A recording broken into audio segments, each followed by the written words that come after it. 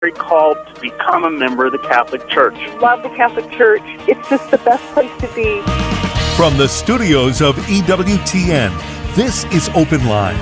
In North America, call toll-free 1-800-585-9396. That's 1-800-585-9396. Outside North America, call 1-205-271-2985. You can also send an email to openline@ewtn.com. Welcome into EWTN's Open Line Tuesday. Thanks so much for taking a little time out of your day to join us. If you'd like to be part of the program, Barbara McGuigan's in the house. She'd love to talk to you. McGuigan, how am I doing? Let me hear it. Wait a minute. Everybody bear with me while I do my mouth stretching exercises before I try to say McGuigan again. The number's 1-800-585-9396. That's toll-free anywhere in North America. 1-800-585-9396. If you're outside the United States and Canada, your number is 1-205-271-2985. And we will put you straight to the front of the line at 1-205-271-2985. You can send us an email, openline@ewtn.com, or you can text your question to Barbara.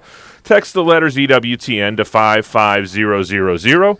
Wait for a response. Text your first name and your question. Message and data rates may apply. I'm Jack Williams. Michael McCall produces the program. Your call screener is Mr. Matt Gubensky, and Rich Jesse is handling our social media endeavors here. Michael McCall is handling our social media endeavors. I have just been instructed from behind the glass by the angry man in the dark beard. So it's now he's laughing. He's not an angry man with a dark beard. He's just a man with a dark beard. But Rich Jesse is two more days, Barbara. Rich Jesse is going to be a father for the first time on Friday. I'm so excited. What a blessing. Well, and as you and I both know, he's already a father for the first time. So, yeah, right. But that's another story for another time. And speaking of delightful new bundles of joy entering the world, we had one of those over in the United Kingdom not too long ago. And I know many of our listeners, if you'd have to be living under a rock to have not followed a little bit of the Charlie Gard story. And it is, to me, Barbara, it is chillingly similar to the Terry Schiavo situation. Yes, you have parents that are lovingly and adamantly trying to take care of their child, and you have governmental agencies and other principals trying to circumvent the parents' instinctual, natural, and I would argue legal right to take care of their own children. Yep, that's right. And do you remember Justina, little Pelletier from Massachusetts? Same thing was going on with her. They were going to withdraw all kinds of treatment. And baby Joseph in Canada was another one. He did eventually die, but his parents actually won the case, and they were able to take him home. And he lived with them for 5 months and died in his sleep.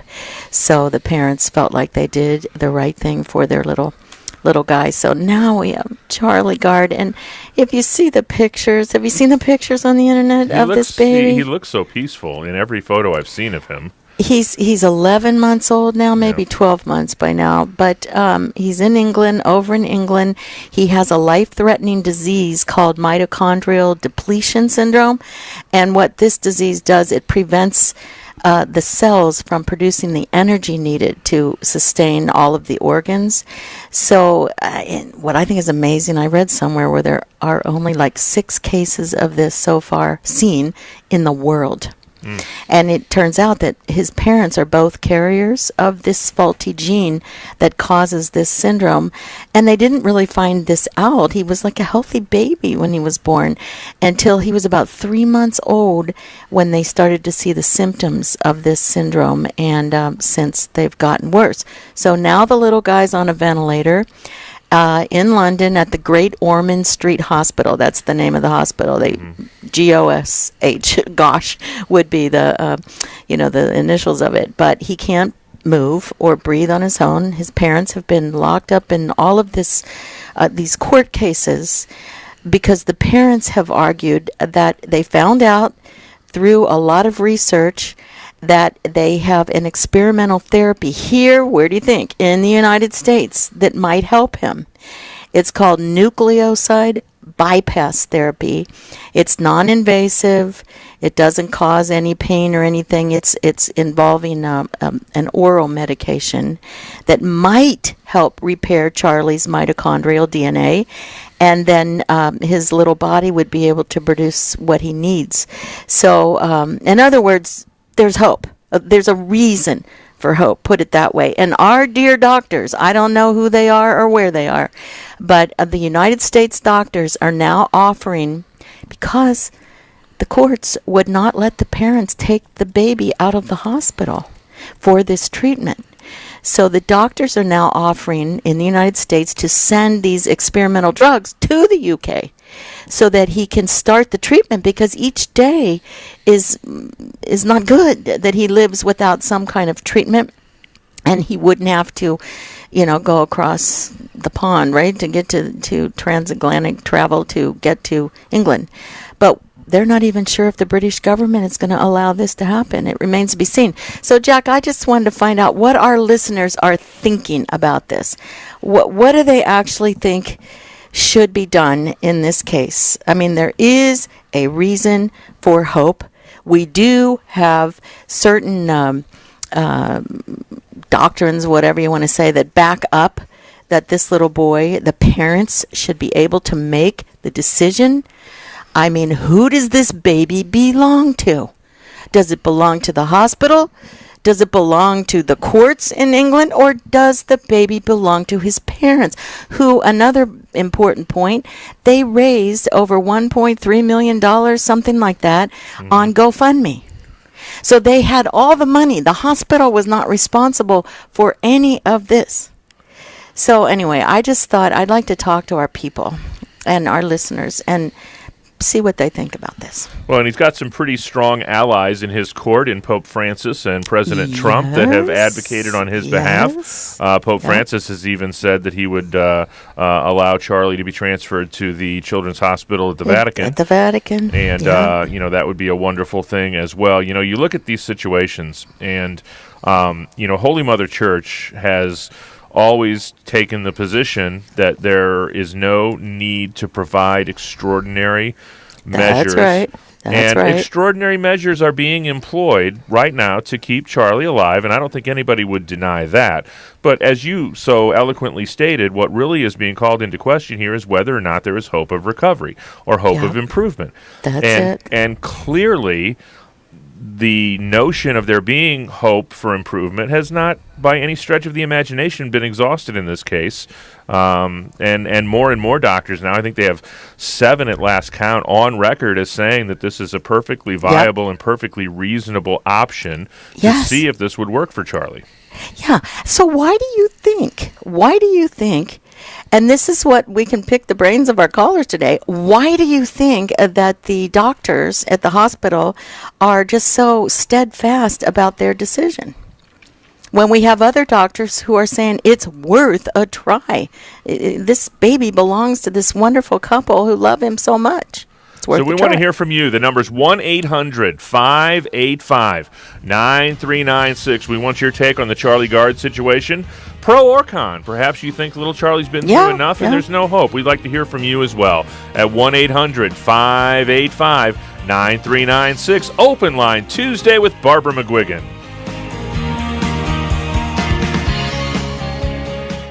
EWTN News Nightly with Lauren Ashburn. I met the Pope when he came to Washington, D.C., and from that moment on, I knew that I had to combine my faith with journalism, my job. I love coming to work because I know that I can talk about God on television and my pro-life views. And now, not only do I share it internally, but I share it with a global audience. How great is that? EWTN News Nightly with Lauren Ashburn. Weekdays at 9 p.m. Eastern on EWTN Radio. Have you heard about Church Pop?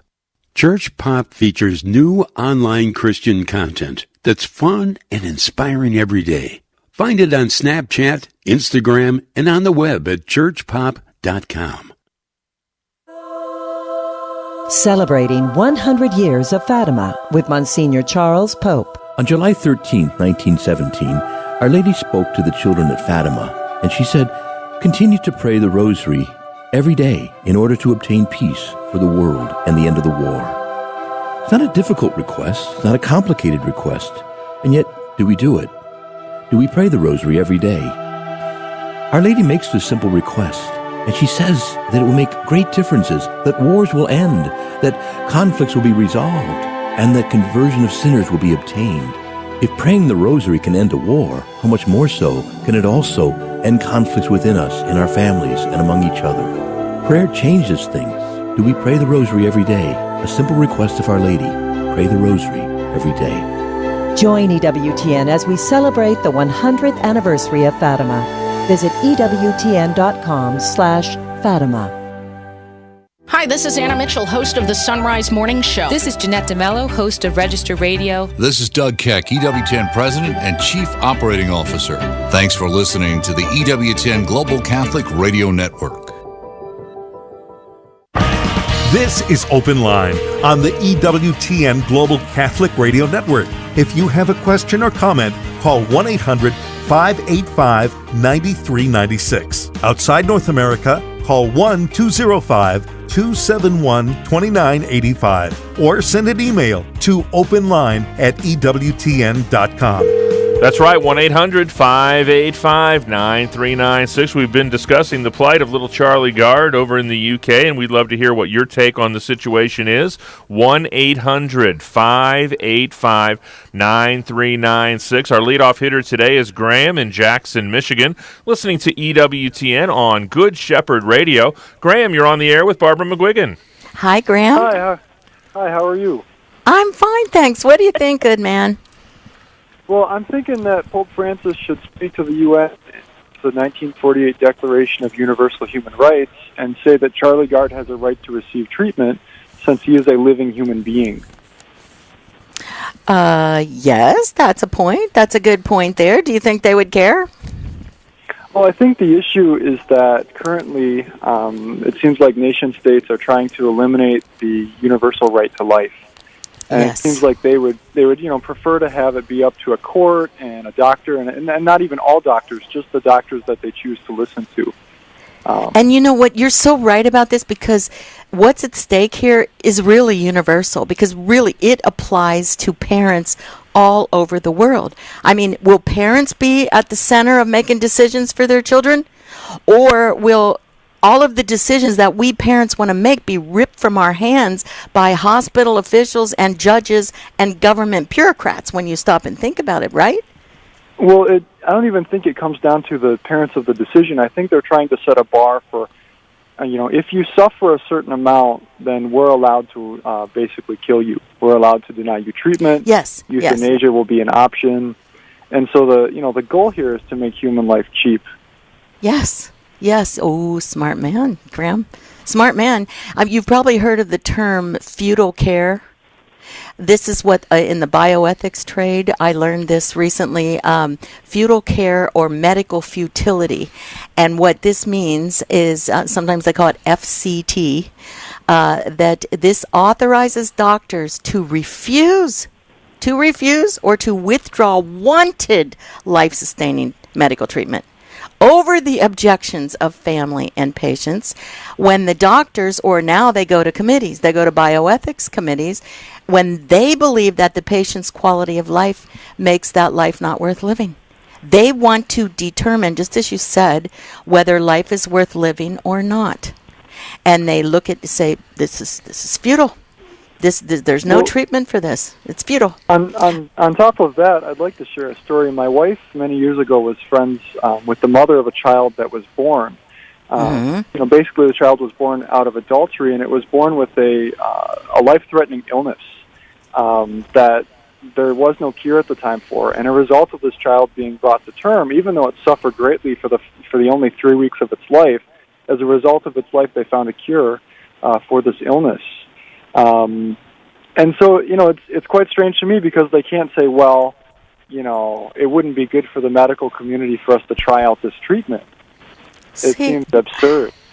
It is definitely absurd because they're not only wanting to force this little kid off of life support, they're also declaring that their whole ethics rule over Charlie's life, even if the parents find alternative care. See, this is what really just I can't wrap my mind around this. The parents have raised the money. It's not going to affect anyone else in the whole healthcare system. And that's another thing I wonder about, the healthcare system. If they set this as somewhat of a precedent, that parents do have control over their children. Now, okay, I'll grant you, in cases of abuse, of course, we would expect the state to step in or the hospital to step in. Of course, that's a whole different story, but that's not what's going on here. Graham, I appreciate your call. You're a smart man, and I want to thank you for listening and for your input. God bless you, Graham. We appreciate the phone call. That opens up a line for you at 1-800-585-9396. That's the number that Dale used. He's in Alberta, Canada, listening to EWTN Radio on Sirius XM Channel 130. Dale, what's your question today for Barbara? Hi, Dale. Hey, thank you. Hello. Thank you so much for taking my call. Sure. Barbara, you're bang on. Once you've set a precedence in the healthcare system, it opens the door. Sure. And when you look at socialized medicine, such as you quoted cases in Canada where they, fought health, in the UK, government health care just doesn't work. Our Canadian system is bankrupt. It's unsustainable. Yep. And this is what happens. Now we look at it and go, that's just not worth the money. We're not going to spend that kind of money on what if. Yep. Do you think, Dale, that that's what it really all comes down Absolutely. to? Yeah. Absolutely. I've got family that's in the healthcare, and once you hit a certain dollar value, there's factors and formulas. I'm 56. I tore my rotator cuff. Oof. And I'm just not eligible for a repair just because of my age. Wow. If I was in the U.S., come down here. We'll take care of you. Well, you won't let me in. But it's, your healthcare system is not the greatest. No. But it's head and shoulders above ours. That's what I've heard, Dale. That's what I've heard. It's free, but you'll die in line getting it. I had carpal tunnel surgery, and it was 18 months from the time I was goodness. diagnosed. Hey, but it was free. It cost me absolutely nothing to be in excruciating pain. It doesn't make sense to me at all. And then when I look at how Dutch euthanasia now in the Netherlands, even the doctors, the assisted death doctors, are now putting ads out in the newspapers. I mean, this is all crazy stuff. They're saying, hey, they refuse to, if someone can't confirm that they want to die, they refuse to kill them. That's what it's gotten to. Okay. They even see that so many people are dying that are either in a comatose position or they have dementia or something like that.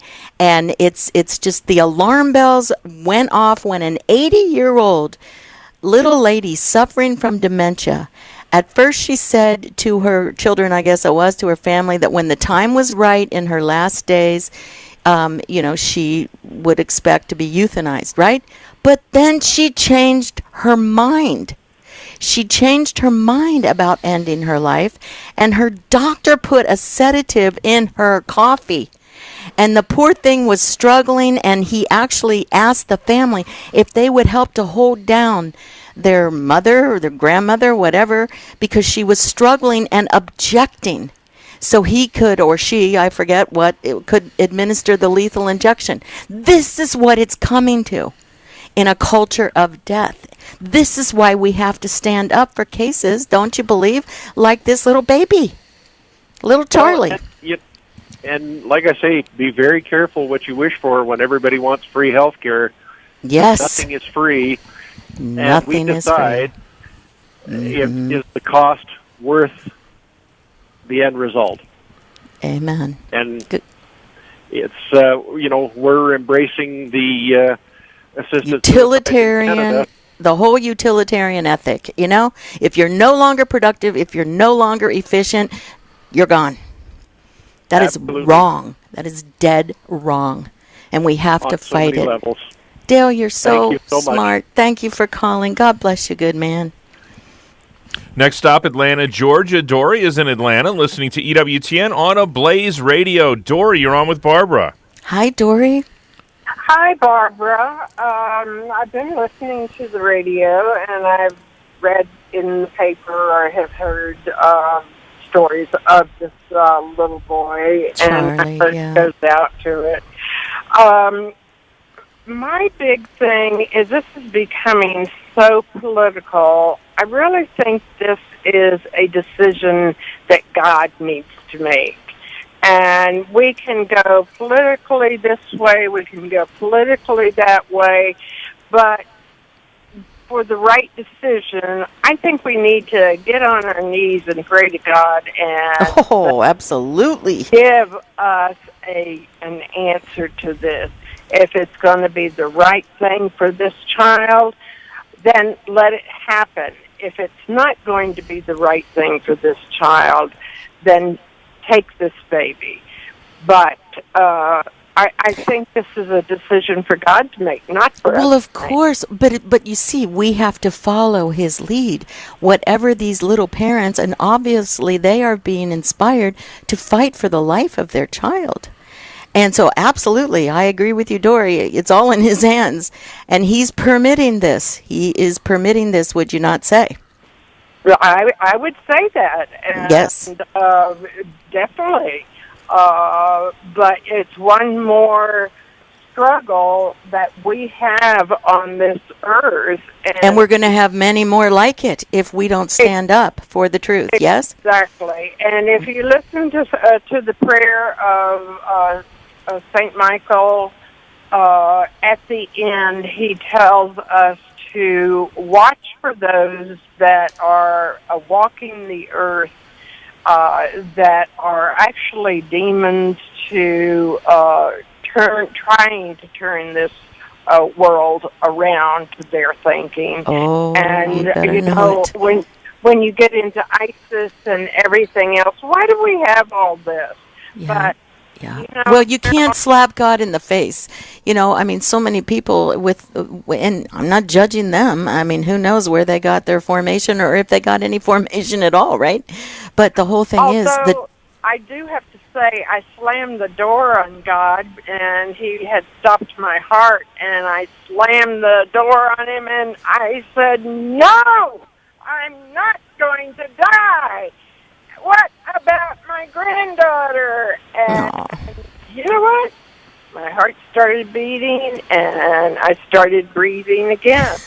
He heard you. 8 months later, I was in the hospital, and I went code blue, and I am upside down on my head. And all of a sudden, I said, "God, what about my granddaughter?" And he brought me back from code blue before they even put the needle in my hand. Well, he knew you were going to be working for him. He knew.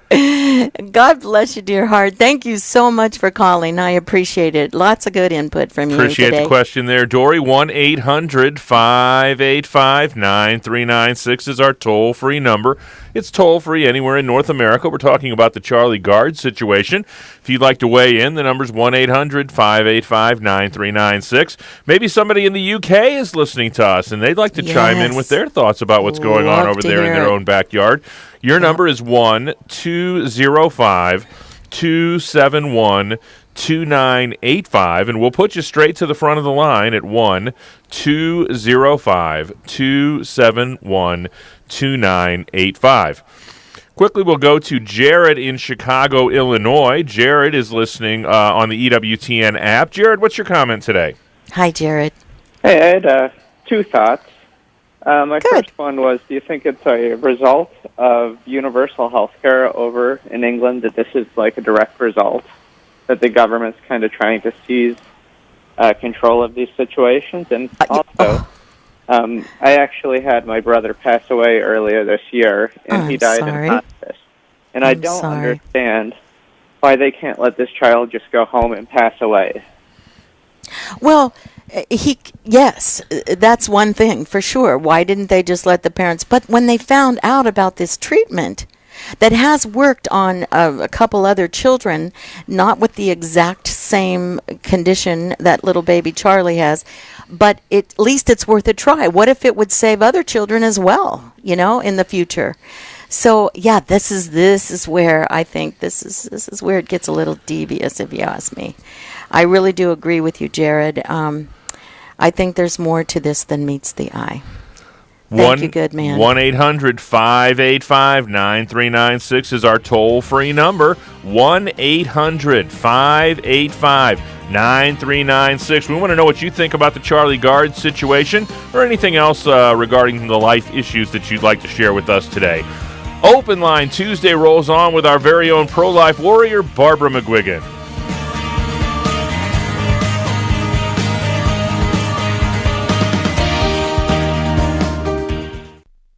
Johnette Benkovic. Did you know that I had been away from the Catholic faith for 10 years? I credit my grandmother's rosary for bringing me back home to our Holy Catholic Church. She had 13 grandchildren and prayed a rosary each day for each one of us. That's 13 rosaries a day. I know that it was Grandma's rosary that tilled the soil of my hardened heart to eventually bring me back to our Lord Jesus Christ, the one who is the way, the truth, and the life. Women of Grace with Johnette Benkovic. Monday through Saturday at 11 a.m. Eastern on EWTN Radio. And welcome to an EWTN Bookmark Brief. We're in Perilous Falls with its author, the one and only Raymond Arroyo, talking about Will Wilder's latest book and his latest adventure, The Lost Staff of Wonders. Okay, so what is Will up to this time? Well, this is book 2 in the series, and the story goes on. I mean, when you start a series, you got to finish it. In this book, the staff of Moses goes missing from the Perilous Falls Museum in the middle of Will's town. Will is charged with stealing it. Of course, he didn't. He has to clear his name. In the course of doing this, he, his friends, his Aunt Lucille get pulled into this adventure, and the clock is ticking because the plagues of the Old Testament start falling on them. It's a great way, I think, to introduce kids to history, to a sense of family, that they're not alone, and to these eternal lessons that we all need at some point about the nature of good and the nature of evil. Very good. Will Wilder, The Lost Staff of Wonders. Thank you so much. The author, Raymond Arroyo, of course, available through the EWTN Religious Catalog. Look for the entire interview coming soon, and this has been a Bookmark Brief. Thanks for stopping by. The EWTN home video highlight for July is Real Life Catholic. Chris Stefanik travels the world exploring the beauty of the faith, encountering real people, real life.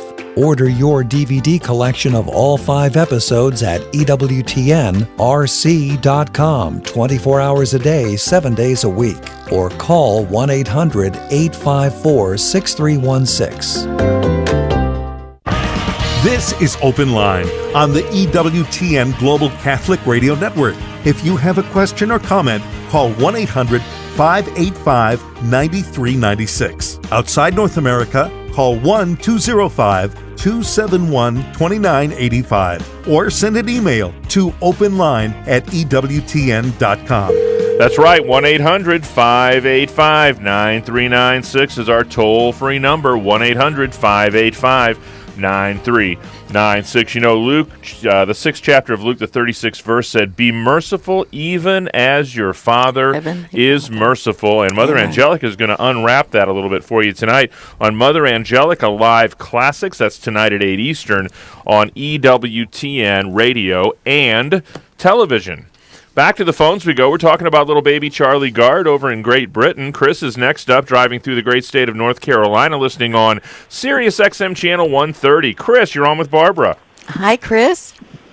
Hi, how you doing? Great, thanks. How can we help, good man? Well, now I'm going to say that the default is always towards life.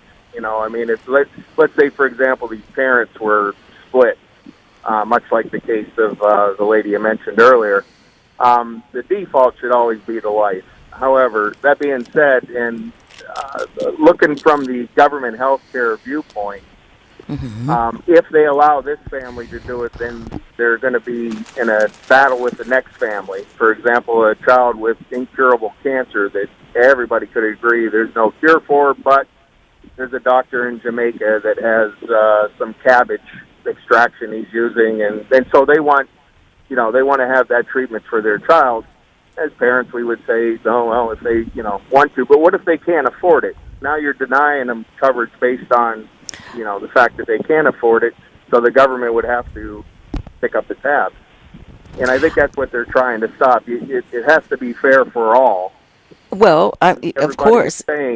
And that means that your healthcare system has to be fair for all. That means your healthcare system has to recognize what the parents' wishes are. But here's what the Catholic Healthcare Services of the U.S. Conference of Catholic Bishops says. And this is a very good religious directive, if you ask me. It says proportionate means are those that in the judgment of the patient, now this is saying the patient is comparable, or what's the word I'm trying to say, Jack, is able to, competent enough to make the decision. It's the judgment of the patient that offers a reasonable hope of benefit and do not entail, this would be the treatment, an excessive burden. See, and this is what it means. So it would have to be a reasonable hope of benefit.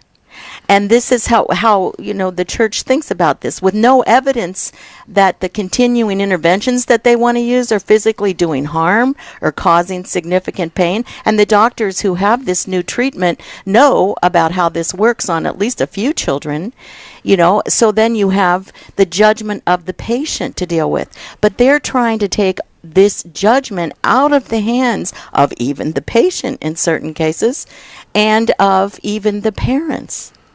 So I think that it's something that we have to look at here, and obviously the doctors in the United States who are graciously willing, because the hospital wouldn't let them get the baby over to the United States, and this has been going on for a few months now. This little baby is not improving every day. He's getting worse every day. This is what upsets me. Time is of the essence in this situation.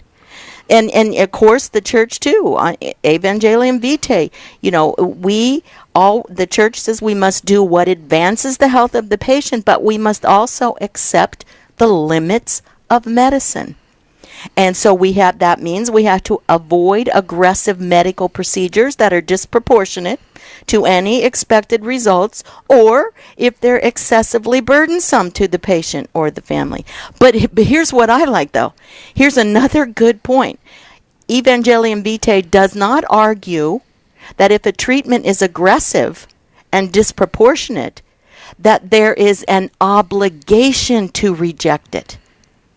Nor does the encyclical reject the possibility of trying experimental treatments. This is already. So what I'm saying is people are so willing right away, if you are in a certain healthcare system, that it doesn't cuddle up to this sort of line of thinking.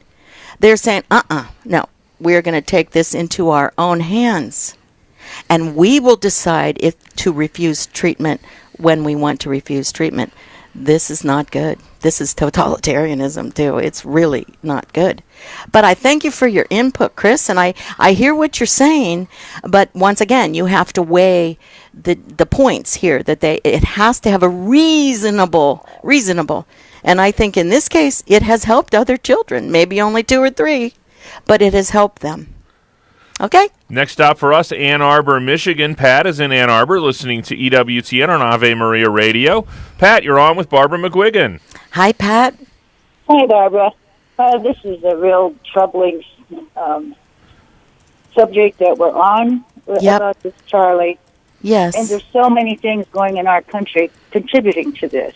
Amen. The spread of liberation theology. Yep.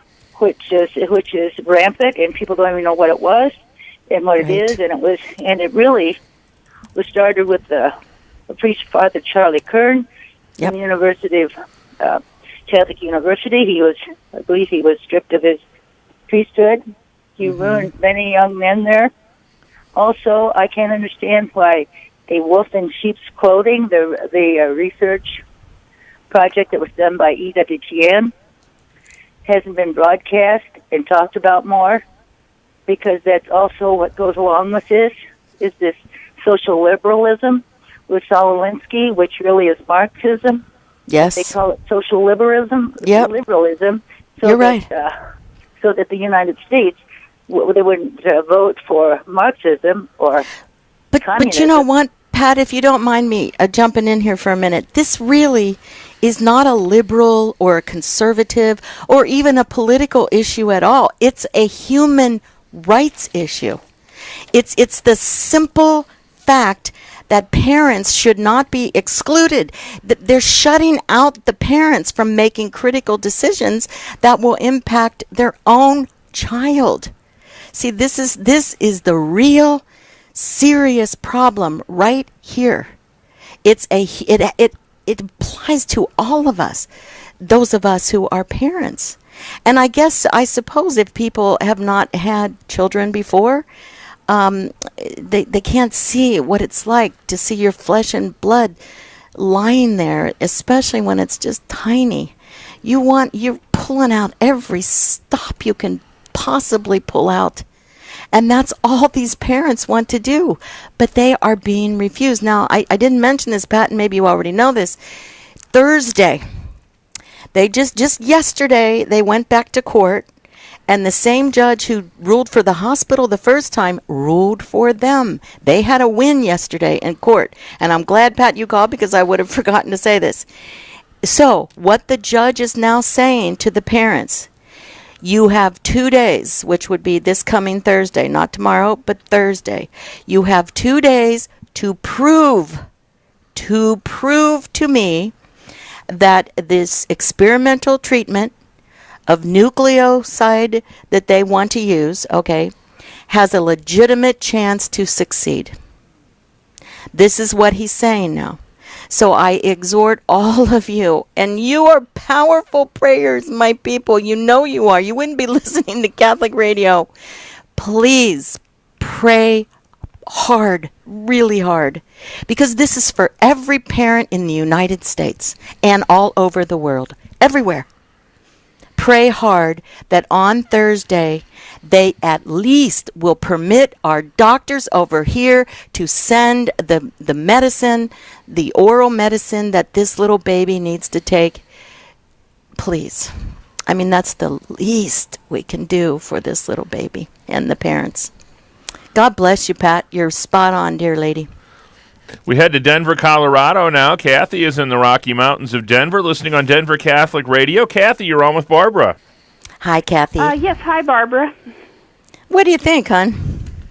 Well, I just wanted to make a comment. I really think that we could even look at this from the criminal standpoint, because, first of all, hospitals are supposed to do no harm, and the hospital is not allowing the parent to do everything for the child that could be done reasonably. And we don't have any reasonable reason to think that the experimental drug would not work, and therefore you have to assume it would work.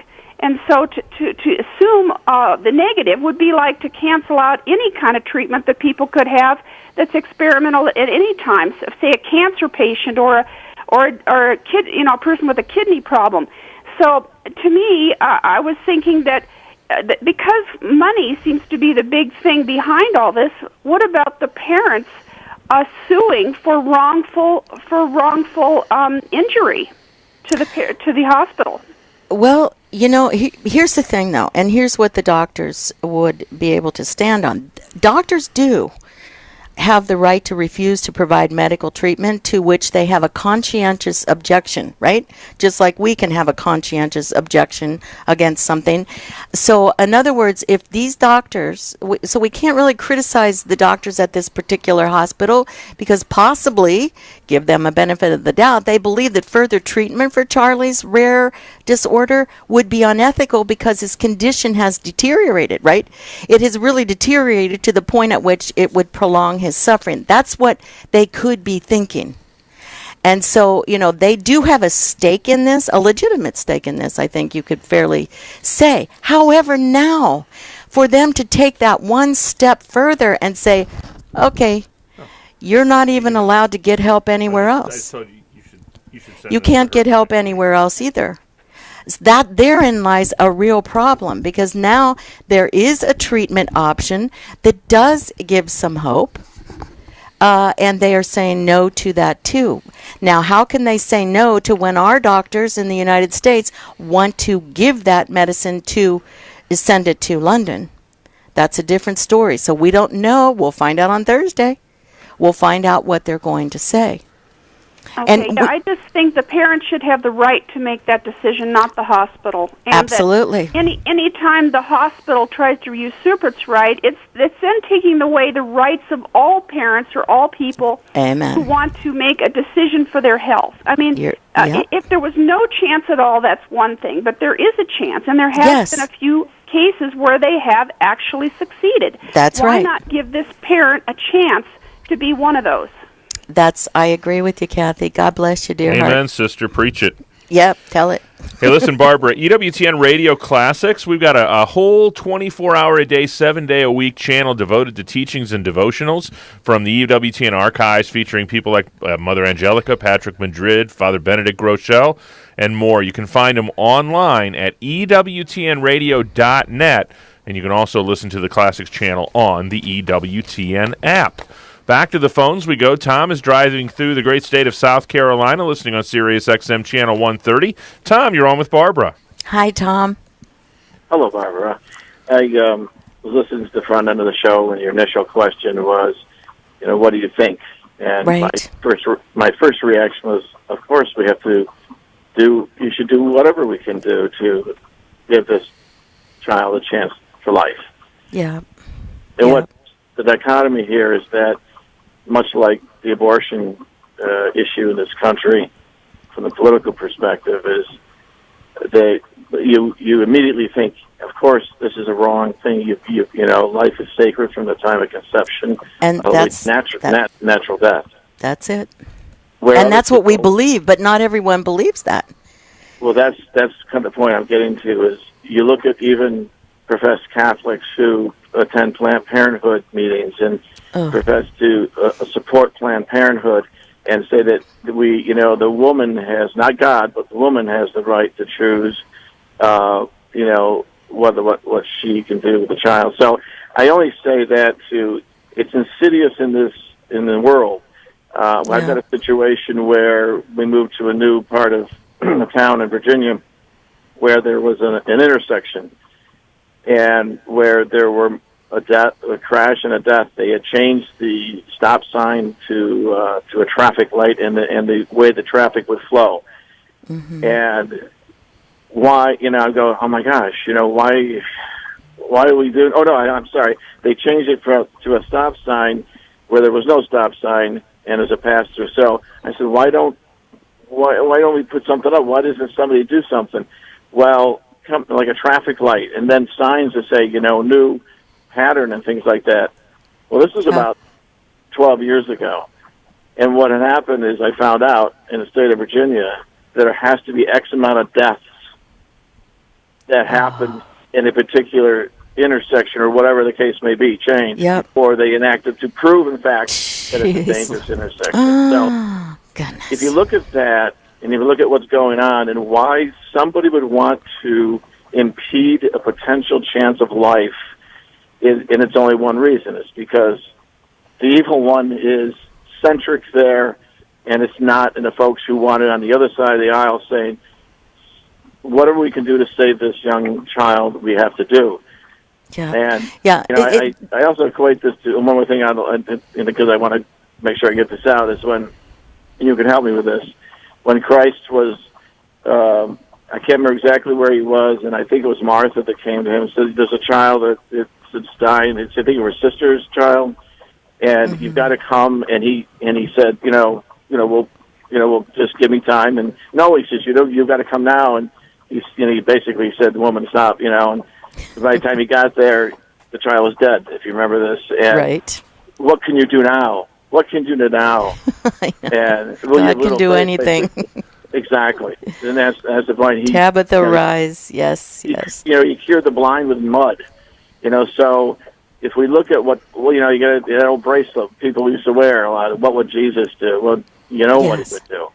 But see, Tom, you're so smart, and I'm so proud of you for being who you are and for getting up to speed on these things. And I know it's not easy because a lot of people are very busy. I mean, they don't have time, and this is why they listen to Catholic radio, and we thank God for that. But we see every individual is unique, distinct, and unrepeatable, made in the image and likeness of God with an immortal soul for a purpose.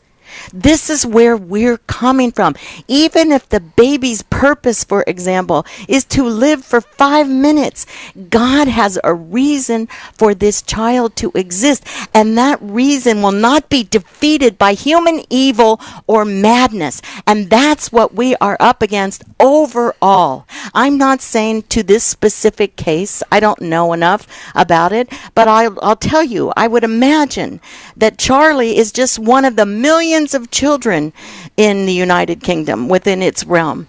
And they don't see life as unique, distinct, and unrepeatable, that whole thing. They don't see it as that. And this is where we have to go. We have to shout it from the rooftops. This is what we must do. God love you, Tom. Thanks for calling, good man. Next up is Ryan in Columbus, Ohio, listening to EWTN on St. Gabriel Radio. Ryan, you're on with Barbara. Hi, Ryan. Hey, Barbara. That phrase that keeps coming up, and I don't know if it was actually stated in the court papers or what, but it's quality of life. And my question is, who decides quality of life? But also, where does that end? I mean, and I hesitate to make this connection, but the Nazis did the same thing. Okay. Back in World War II. That's exactly right. That is exactly right, what you're saying, yes. And then also, okay, we start in England talking about quality of life for a little baby. Then, well, what happens to the addict? What happens to, I mean, I can just see this going 1,000 different directions. And But you see, Charlie, I mean, or Ryan, sorry, isn't it true that they make all kinds of concessions for addicts? They'll give them free needles, for Pete's sake.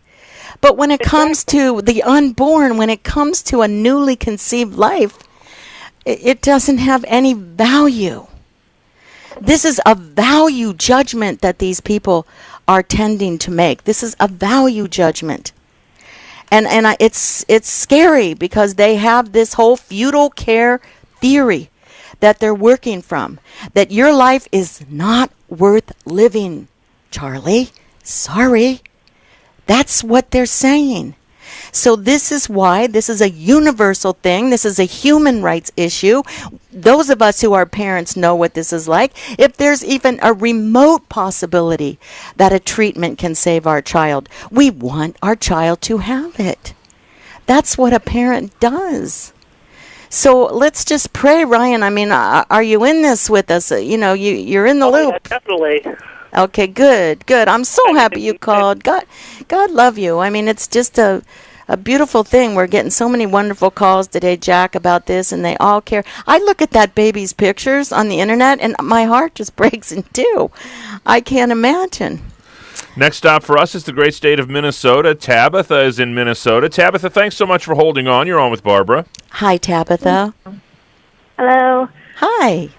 I guess I have a little comment and then a couple questions on the back end of it. That's all right. I feel anytime one of these controversial subjects comes up, and you see it on social media, which is where a lot of people unfortunately get their news and hear about these events, you get the sharing of the story with a couple of emojis. And then that's kind of where it ends. Then it's gone. People, these doctors, the theys, the bureaucrats, theys in quotation marks, become villainized. And while I disagree with how this is playing out, I still am hesitant to deny their innate good that God has instilled. And I try to recognize that this is a very slippery way that the devil works into our world, and that these poor doctors have dedicated their lives to saving people, and they truly, in their heart of hearts, believe that whatever test results they are reading are implying that this is the course of medicine that they need to follow to be in the best interest of Charlie. And like I say, I said that, Tabitha. If you were listening, I gave the doctors a possible pass on this because they have the right to refuse if they believe that it's going to cause a burden on this child or suffering on this child.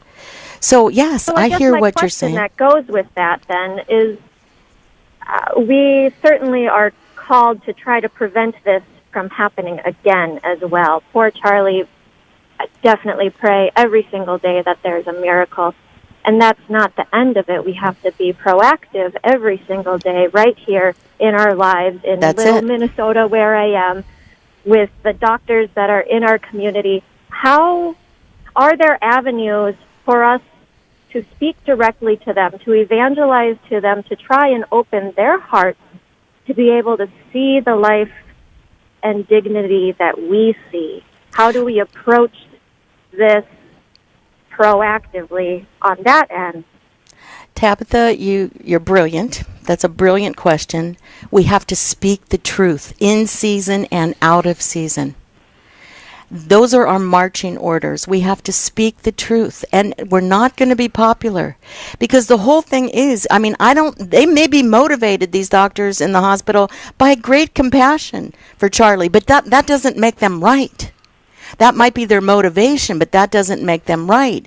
And we can't lose sight of the stakes here because this goes deeper. Like I say, this is a universal human rights issue, and those of us who are parents understand deeply what it would be like to say, sorry, we're going to cut your kid's feeding tube or take out his ventilator. Oh, my gosh. Well, the other thing here, too, is I can go to my doctors here in my little town. How do we confront this? How do we have dinners with these doctors that may someday have to make these decisions and start dialogue? You'd have to start at the med schools. Because some of them come out of med schools, and I do know of one, per se, that I can say, that has all kinds of degrees, and now he's coming around, but because he's now part of the family. But he did not think there was anything wrong with abortion and euthanasia, and the whole idea was some lives are not worth living. And they look at it from a purely, utilitarian ethic. It's not useful. It's not going to produce anything in our culture, in our society. So the life of this person is not worth living. And you see what's happening with the assisted suicide laws. My goodness, I'm in the state of California. God only knows how that's going to work out. So I hear what you're saying, but God will provide, the Holy Spirit will provide you the realm of influence where you are to speak the truth about life. All life is sacred because we came from God and we're going back to God. Bottom line. That's it. God bless you, Tabitha. We appreciate the phone call. And Barbara, thanks as always for being so gracious with your time. Thank and you, we ask that our listeners please keep Charlie and this whole situation in your prayers, and keep in your prayers also those who may face this situation in the future. On behalf of our host, Barbara McGuigan, producer Michael McCall, our call screener, Matt Gubensky, and our social media manager, who looks an awful lot like Michael McCall, we thank you for tuning in. Back at it tomorrow. Father Mitch is in the house. Until then, God bless.